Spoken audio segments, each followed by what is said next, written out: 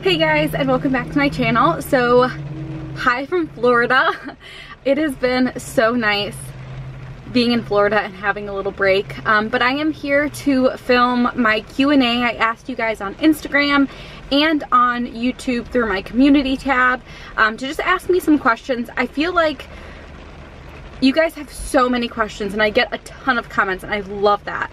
But I feel like I never have time to like sit down and type out long responses, and I want to give you guys all of the answers that you're looking for. And so I think I'm going to start doing some type of Q&A, maybe like twice a week or something like that, just because I don't have the time to type out like the responses that I feel like are necessary to answer some of your questions.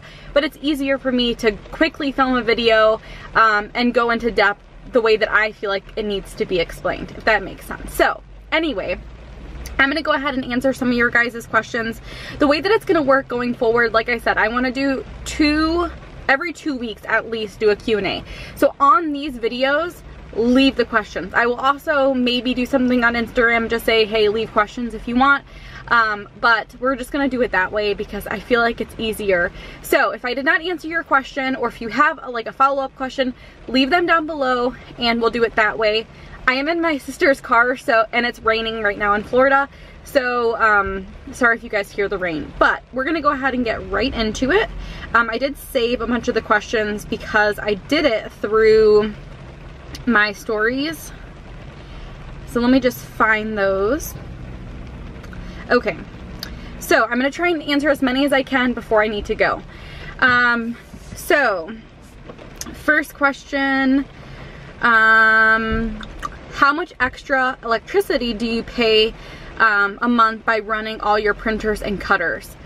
I haven't really noticed a huge increase in utility expenses, but when we did go talk to our tax person for 2018, she did say that an option that we would have is to deduct part of our home expenses based off of the square footage of my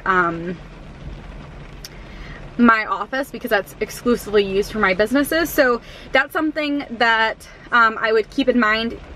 The way that she explained it, I wouldn't necessarily use the extra amount. It would be more like a percentage of the amount. But your question, I haven't realized a huge increase, because realistically it's not going for that long, and it's such a small part of the entire house.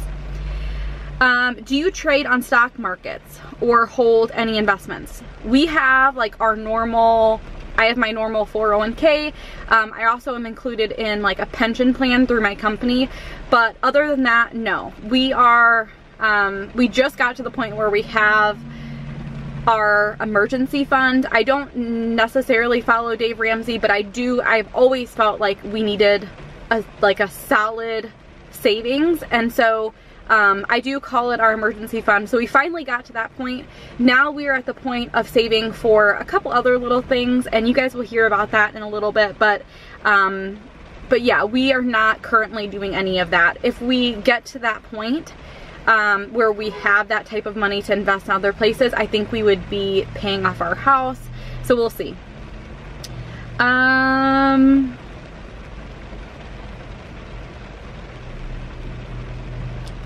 So someone asked, after accounting degree, I'm going to enroll for CPA in the US.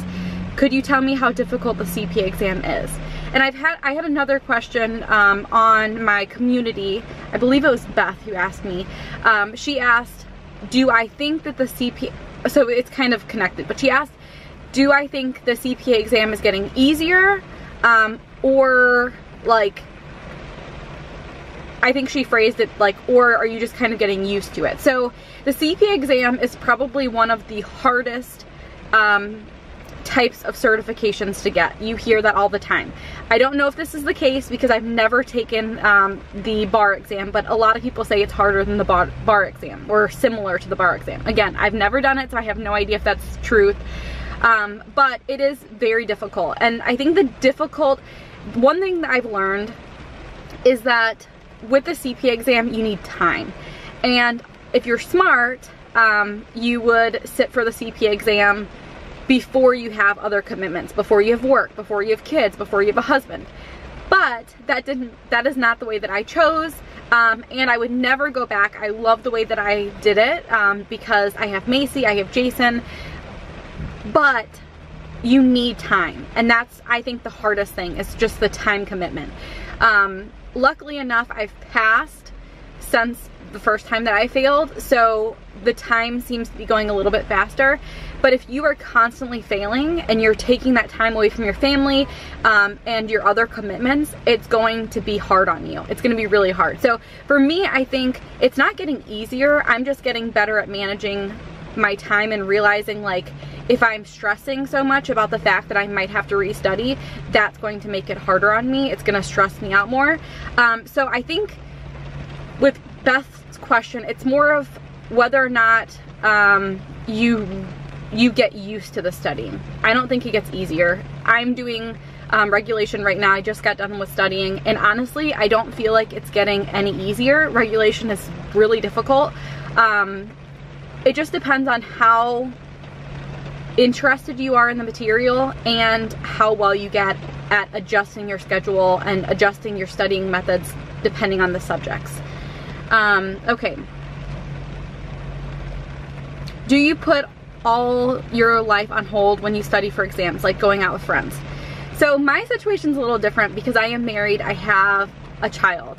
My life for a long time has not been like, oh, I'm gonna go out with my friends on the weekends. Like, that has never really been my lifestyle. Even when me and Jason were like dating, we did not, I just was never really interested in going out. I have gone out, and I do go out once in a while with friends, but my life is more like my family now. So I don't put off hanging out with Macy and Jason. Like, we do stuff all the time. We're on vacation right now, even though I'm studying. I think you just have to do it less. Like, you're not gonna be able to go out every single weekend. Maybe go out every so often with your friends. But it just depends on how much time you have during the day and at nights. If the only commitment that you have is a CPA exam, or even if you're studying and you have a job but you have no family, then going out every weekend probably wouldn't be the worst thing. But I don't put life on hold anymore. I did that with the first exam that I took. I did that with FAR. Like, I never did anything on the weekends with Macy and Jason. I would study all day Saturday, all day Sunday, and it made me miserable, and I realized I was hating the CPA exam because I was missing so much. So after I failed, I'm like, you know what, this isn't working for me. Like, maybe I should have studied harder for that exam, but if I'm constantly feeling like this and feeling like I'm missing out on stuff, I'm gonna hate it. I'm gonna hate studying, and I'm not gonna be able to stay motivated. So after that, I started doing things. I just worked my study schedule around it, and it's been good. I mean, I've been passing, so I think it's worked out well for me. How do you stay motivated and plan for the exams? I realize this is a lot of accounting questions, so I'll get to some of the other questions pretty soon. So I would say how I stay motivated now that I've passed, like, I just want to be done. But also, I've talked about this before, I've always wanted to be a CPA. After I realized that I wanted to go into accounting, and I've talked about this 100 times, but really quickly, I wanted to be a doctor for pretty much my whole life. It was always between a doctor or a lawyer. Like, as early as I can remember, there was a point where I was like, oh, maybe I'll be a nurse because that would take less schooling and stuff than being a doctor. But at every point in my life, I always wanted to be a doctor or a lawyer. So in high school, I took an anatomy class because I figured that would be a good next step before college, and I think I was in it for like 2 days and I hated it. Around that time, I also got blood drawn and passed out. So I'm like, you know what, I don't do good with blood. So I seriously, like 2 days into that semester, I dropped out of that anatomy class, and my counselor randomly said, well, you need to pick something. So like, let's look at what's open. And then the accounting class was open. I honestly did not even, I knew nothing about accounting, but I took this class, and a day in, I loved it. I loved the fact that you had like a problem and you had to solve it. I love the fact that like when you had a problem and it was stumping you, it drove you crazy, but then as soon as you figured it out, it was like the best feeling ever. So I fell in love with it, and my teacher talked a lot about CPAs and how most accounting students become CPAs. In college, they stress the importance of a CPA. So from the very beginning, I knew I wanted to be a CPA.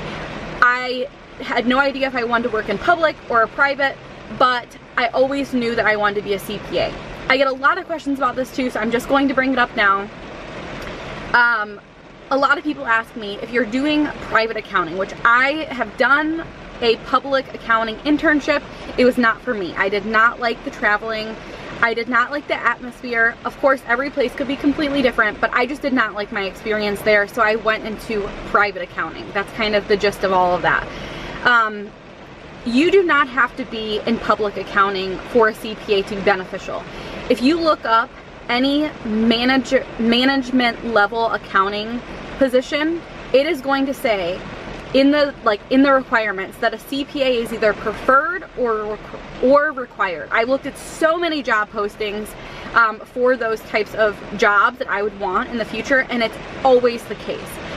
You might find exceptions, but in my experience, I found a lot that say they require it. So just because you're not, okay, so like I was saying, just because you're not in public accounting does not mean that it's not going to be something that you may need. Just keeping that out there. But anyway, I say motivated because it's been a dream of mine for a long time. So I want to accomplish like this one thing that I've worked so hard. Like, I mean, my whole college career, getting the MBA, everything has led me to this point of becoming a CPA. So I think that motivates me. Of course, like Macy and Jason motivate me. I think the biggest thing is like, this has just been something that I've wanted. So even on the tough days, I'm like, you know, at this point I've passed so many of them that it's like, I have to finish. Like, I have to finish. And passing definitely helps you keep you motivated. This is a different type of question about planning, so a good change, I think. How did you discover Erin Condren, and who inspired you to start planning? Okay, so I talked about this before, but I found out about Erin Condren through, and if you guys have never watched her, another girl on YouTube. She goes by Favorite Daughter Emily.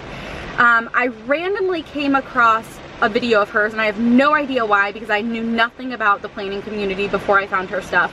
But it was a budget video, and this was right around the time that we were looking for a house. So of course I was really interested in our budget. But before I found her channel and like knew about Erin Condren and budgeting on paper, I always used Excel. It didn't work for me. I hated it. So I really loved her budget videos. So that's really what brought me to Erin Condren. It wasn't even like the real like the life planners. It was more of, I think she was using the deluxe monthly at that point. And then after that, I got into the vertical that I had, and that it was just a downward, you know, a downward spiral after that. I got into Erin Condren because of the budgeting aspect of it, and then it's just been, you guys have seen my office, it's been bad since. I love her stuff. I've never used anything else just because her stuff works for me. And yeah, I mean, it's been different because when I first started, I was trying to use other types of stickers. I wasn't, you know, I didn't have like a method of planning yet. But since then, I've really come to a place where like I feel satisfied with how I plan, and I think it works well for me. I like that I can change it up once in a while. So that's really, she's really who inspired me to start using Erin Condren. When do you start your doctorate? Not happening. Recently, I've been telling friends and family that I think it would be fun to go to law school, which probably sounds extremely nerdy. That is, again, that has been always something like I want to be a doctor or a lawyer. And I think a lawyer and an accountant, a CPA together, I think that's a good combination. If you guys have seen Becker, I think, what's his name? Peter Olinto, he's also a lawyer and a CPA. That would not happen. You know, with work, I would not be able to work and do all of my side stuff if I was going to law school. But I still think it would be fun to go to law school. How do you budget for stickers? So I talked about this a little bit before. I've answered questions that you guys had in comments. I have two separate types of things. I have our personal budget, and then I have my business income, expenses, all of that kind of separate. So the way that it works is I have all of the income that I have from my business types of stuff. I subtract out my expenses, which would include stickers, stuff like that, because I'm showing it on YouTube. That's the way that I am deciding to account for it. And then anything left over from that, after taxes, after whatever, is brought over to our budget and considered our variable income that is included with our personal budget. If you guys have watched my videos, hopefully that makes a little bit of sense. So anyway, for my business, those are not, for our personal expenses, those are not really considered expenses because it's part of the business. But I do try and stay around a certain amount. Usually I'm around the $30 to $40 mark every month. Kate is really nice. She did reach out to me a couple months ago and gave me a really nice discount code that I could use personally so that I could use her stuff in my videos and everything. So I do appreciate that. But like I said, I get stuff for the months and the weeks. I don't go overboard. I just get stuff that I think will work well for me. So yeah, it's usually around the $30 to $40 per month. But I don't have like a set, I don't have anything set. How are you going to celebrate finishing your CPA exams? That's great. That's a great question. We don't have anything really planned yet. I'm gonna get more comfy right now, and people are probably thinking I'm weird for talking to this camera in the parking lot. We don't have anything set planned yet. I'm hoping that when I finish, it'll be right around the time that, it'll be a little bit after, I think, so I'm taking my exam on the 13th of May. Jason's birthday is on the 10th, and I think I'll find out the score on the 23rd if I'm not wrong.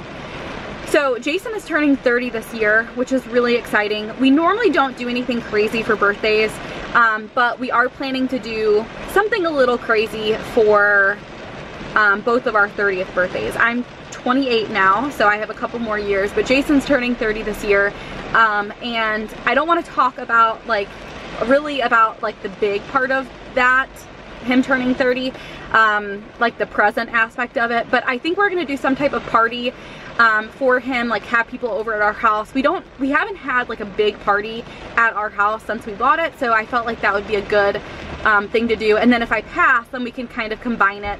I asked him about it, he's okay with it. It could be like a celebration for his birthday and for me passing the exam. So we'll see. We don't have anything set in stone. Who knows if I'll pass this first time around on reg. But that's kind of the main thing that we're planning, is kind of like a little celebration party.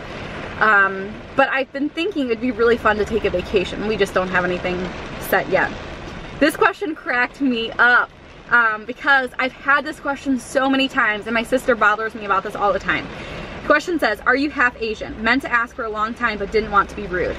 I am not half Asian that I know of. I'm going to do one of those DNA tests because I seriously get this question so often. As far as I know, I am Italian, Irish, Portuguese, Scottish, and a couple others. I'm a mutt, but in nowhere in that have I ever heard that I'm Asian. So I do get that question a lot. As far as I know, I am not, but again, I get that a lot. So I want to do some type of DNA test to figure that out. How much did all your student loans come out to be? So for me, my student loans were $35,000 for my bachelor's degree, and for my MBA, I believe they were just over 20. So 55 in total for mine. Jason's were a little bit over 20. So in total, over $70,000. And we did pay both mine and Jason's student loans off from our bachelor's degree 6 months after we graduated from college, and then right when I graduated from college with my MBA, we paid those off as well. I am big into, like, if you have a debt, if if it's costing you a lot of money and interest, to get rid of it. And we've always been in the position where we saved enough to be at that point. I know that's not realistic for everybody, but I figured if we have the money in the bank, might as well. So we have been lucky enough to be able to save money to be able to do that. So a lot of money, a freaking lot of money, but that's done with now. What preschool does Macy go to? I'm not gonna obviously tell the actual preschool she goes to, but it's through a local church. And we did a lot of research about where we wanted her to go. I've talked about this before. She goes 2 times a week, Tuesdays and Thursdays, for 2.5 hours. She loves it. She would definitely be one of those kids that would love to go to daycare or love to go to a preschool. And if we do have another kid, I think what we're gonna do is Jason will continue to stay home with the baby, and Macy would go to more of a full-time type of place. And that the main reason for that is because there's no way that Jason would be able to satisfy the needs of both Macy and a new baby. Macy is at the point where you need to interact with her a lot. You need to play with her, you need to read to her, you need to sing with her, and that would be really hard with a new baby. So we're realizing that even if we don't have a baby at some point soon, I think Macy would start going to something more full-time, and Jason would possibly go back to work. That was another question that I got, is if Jason was going to go to work at some point. If we have more kids, then that's going to be pushed back until those kids get a little bit older. But if it was just Macy, like if we're not able to get pregnant again, then I think he would go back to work pretty soon. I just took FAR and I'm waiting for my test results. Should I go on to audit and review FAR just in case? So I did that. I took FAR and then I started studying for audit. I did that even though I knew in my head that I did not pass FAR. It worked well for me because I felt like I needed a break from FAR. But then you lose all of that and you have to go back and review a lot. So if I did it again, I would probably just continue studying for FAR or just wait for your results, because normally it's not that long of a period of time before you find out your results. So maybe just take a quick break, relax a little bit, and then just go back right into studying FAR. That's probably what I would do again. Advice for someone who wants to start a YouTube channel about planning. Just start it. I have talked about this again. I say this all the time, but I've talked about this before. I put off creating a channel. I always wanted to do it, but it started because I had like a MBA project. So it was kind of like something I felt like I had to do. But anyway, I put off starting it because I felt like it would be weird. People would think different of me, all of that.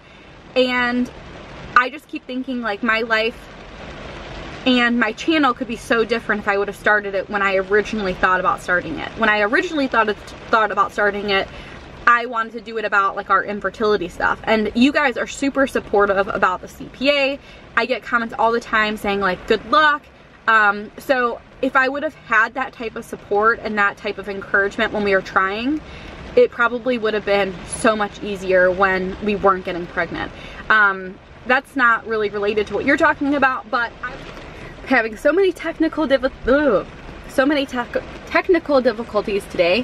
My battery just died, but luckily I have a backup.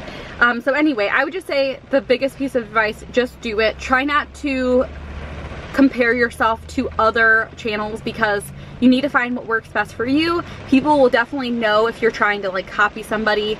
I've seen a lot of copycats, and you can tell like they're just not coming up with their own ideas.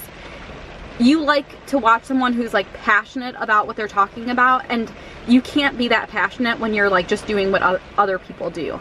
So anyway, just start is my biggest piece of advice. Why did you start making stickers? So this kind of goes along with a question I had about how I felt about Kate coming out with stickers.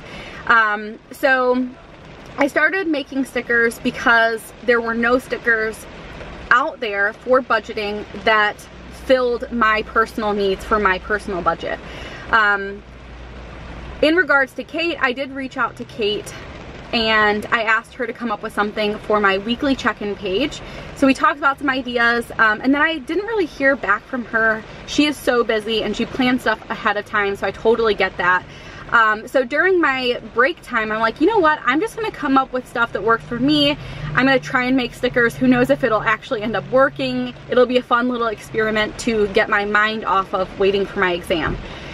So then I started falling in love with it. I really do. I love making stickers. It feels extremely satisfying, just like when I solve like a really good accounting problem, which sounds super nerdy, but it feels satisfying to like think of something and create it and then like have it in your planner or in your notebook. I've been making a lot of CPA exam stickers recently for my stuff, and it just feels satisfying knowing that like you can think of something and like make it, and like how seamless it is.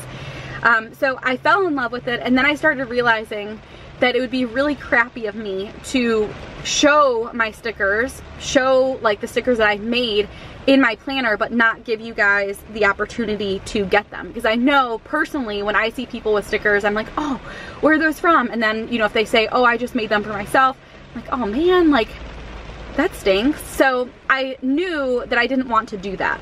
And that if I wanted to show them and wanted to use them in my own planner, that I would have to have them somewhat available. So that's really why I opened up my shop. I have no hard feelings towards anybody who decides to make budget stickers. There's so many sticker shops out there. Again, I just wanted to make something that worked well for me. And honestly, I think things happen for a reason. I really do think that. And I didn't hear back from Kate. I could have reached out to her and just said, hey, like any progress on the stickers, but I didn't. I just figured like I'll just make them for myself, not even thinking about the fact that I would like create a shop. And I think it worked out for the best. Like I love having an Etsy shop. I think it's really fun. It's satisfying for me to make the stickers. I can make the stickers exactly what I need them for, you know, what exactly I need them for. I don't know. So anyway, I have no hard feelings at all. I love Kate's stuff for my weekly planning. I will continue to use my stickers for budgeting. So I have no hard feelings, again, because anybody, seriously anybody could make stickers. I think the thing that a lot of people got confused by was the fact that like the timing was a little weird, but I think that was just like a communication thing. Like I think we talked about the stickers, then like we didn't really talk about it. I didn't tell her I was gonna start a shop. So anyway, no hard feelings at all. Why do you want to be a CPA? I talked about that before. Actually, that was a common question. It has just been something that I've always wanted to do since I decided to go into accounting. So I don't know. It's not like I want more money. It's nothing like that. It's just like once I decided to go into accounting, I knew I was going to be a CPA. Someone asked, how do you study with Becker? Would like to know your style of studying with Becker. I feel like I talked about this a ton, but I get this question so often, and I'm like, maybe I should just like somehow like blast this out to everybody, because seriously, I have like cousins that come and ask me this question, and I'm like, I talk about it all the time, like on my Instagram, on YouTube. So if hopefully I'm making sense, and that's why not, and hopefully that's not why people are constantly asking me, is because I'm not making sense. But anyway, I follow Becker's plan pretty much to the T. The way that they have their online thing set up is that they have the chapters broken into modules, and each module has a lecture. It has a skills practice, which is basically like a short little lecture and a little like problem that you can work on, and then it has multiple choice questions. At the very end, after all the modules, you have the simulations. So what I do, I don't read the chapter, because if you're gonna watch the lecture, you're going to basically be reading the chapter as you're going through it. So what I do is I watch the lecture. As I'm watching the lecture, I take notes exactly the way that they tell you to take notes.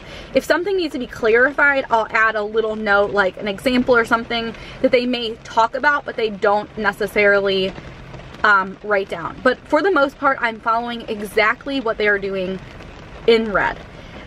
Then I do the skills practice. Now at this point, when I'm doing the skills practice, I may take notes in a notebook, or I may wait to do that. It just depends on like if I feel like they're going over the material really well and I'm like, oh, I need to write this down, like this is laid out really well.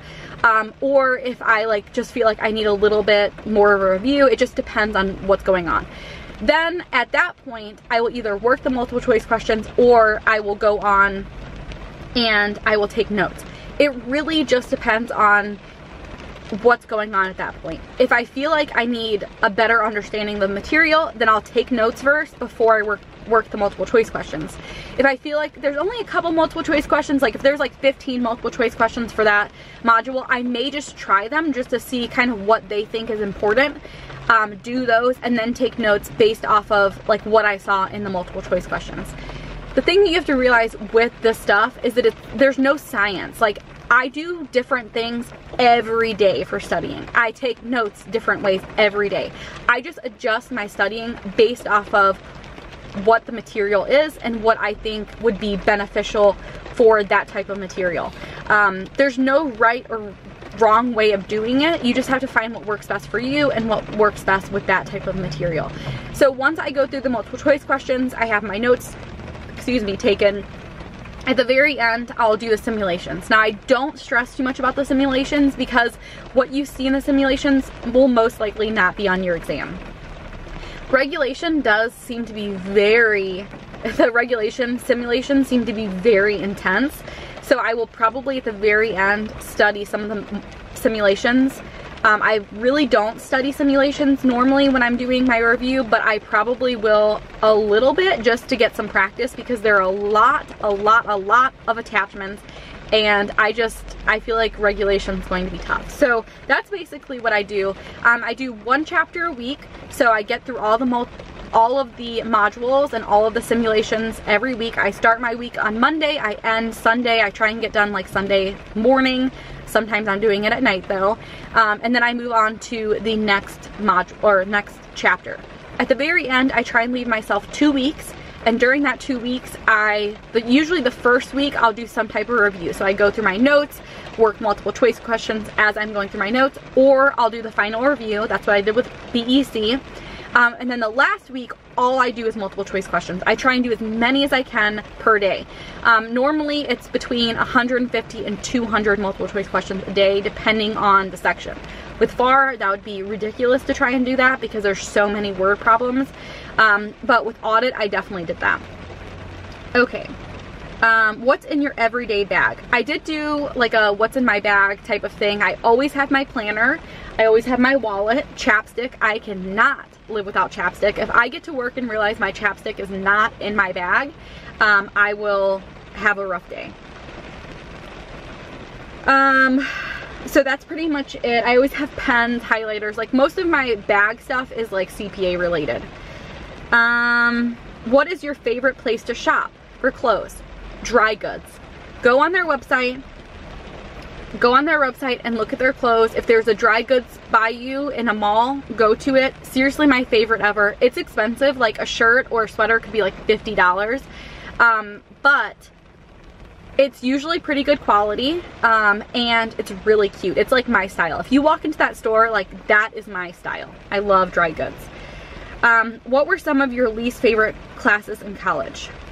I hated auditing. I took auditing and advanced auditing because when I was in school, I thought I was going to be an auditor. Not my favorite thing. What was your favorite accounting class? I really, really liked both of my intermediate accounting classes. I had a 1 and a 2. I really liked my professor. He went straight from like school. He went all the way to get his doctorate, and then he started teaching. He was just really good at explaining the information, and he never tried to trick you. It was always like pretty straightforward. If you knew how to do the material, you would be fine. Let's see. When considering your career, where do you see yourself in 5 years? That's a great question. I'm a planner, you guys know that, but honestly, I don't always have a plan for things. Like, I think people are surprised by that. I see a lot of YouTubers talking about goals, and they have goal planners. I am not like that because right now, and I always do this, I focus on one thing. For the most part, my goal for 2019 is to pass the CPA exam. And now getting to the point where like I'm close, that might seem like not good of enough of a goal. Like I will probably, hopefully, cross my fingers, pass in May. So then what about the rest of the year?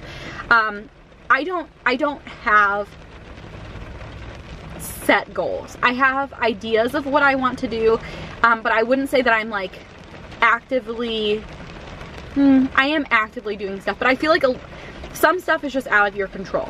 Where do I see myself in 5 years? I would love in the next year to be promoted to a manager, to have someone reporting to me. I feel like I'm at that point where I could do that. In the next 5 years, I would love to be in more of a role, like a controller position. I have always seen myself as like moving up fast, and that's kind of what I want to do. Although, I think you're not always in control of that. A lot of that has to do with like opportunities. So I don't know what opportunities there are going to be at my current company, so I don't know how that's going to work. I also, like, I do have a lot of stuff going on with side stuff, like with YouTube and my sticker business. I would not be opposed to doing that type of stuff full time. Like, I think in the beginning I would never ever imagine doing that, but if it ever got to a point where I could, I'd be okay with that. Like, I think I would be okay with that. I guess it's hard to really know until you're in that position where like you really have to make the decision. But that has been something that I've been thinking about. Like, if it ever gets to that point, would I be okay with it? And I think I would. Unrelated to career, I think in the next 5 years, I would love to have at least one more kid. I think me and Jason are both kind of there. Like, we both want at least one more, maybe two. We'll see. Again, that's out of our control because we have fertility issues. So, how do you take progress tests and how do you structure them? Honestly, again, I'm not very structured. I just go with the flow with studying for the most part, and I'm going to end this after this because this is getting super long. So I really structure it so that I'm just doing a small amount at one time. I've seen people who take like 40 multiple choice questions for their progress test, and honestly that would be so draining that I would only do those 40. What I do is I normally just do multiple choice questions. I don't practice the simulations very much. With the progress test, I will take 10 questions from all of the chapters, work on those, try my very best, and then once those are done, I will review what I got wrong. Then I'll move on to the next 10. So like I said before, I will normally do like 150 to 20 to 200 per day. So that if I do 10, like increments of 10, that's between 15 to 20 times that I'm doing them.